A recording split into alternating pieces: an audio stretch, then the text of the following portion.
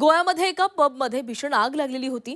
या आगीमध्ये 23 जणांचा मृत्यू झाला, तर 3 पर्यटकांचा यामध्ये समावेश असल्याचं कळतंय। अरपोरा येथील ब्रिज बाय रेमो लेन या पबमध्ये ही दुर्घटना घडली।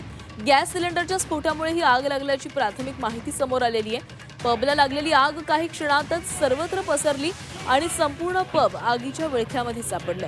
त्यामुळे पबमधील नागरिकांना बाहेर पडताच आलं नाही। मृतांमध्ये कर्मचाऱ्यांची संख्या ही जास्त आहे। दरम्यान मुख्यमंत्री प्रमोद सावंत घटनास्थळी दाखल झाले। या दुर्घटनेच्या उच्चस्तरीय चौकशीचे आदेश त्यांच्याकडून देण्यात आलेले आहेत। गोव्यात पर्यटनाच्या हंगामाला सुरुवात झाली आहे। अशावेळी झालेल्या या दुर्घटनेमुळे पर्यटकांमध्ये भीतीचं वातावरण निर्माण झालं।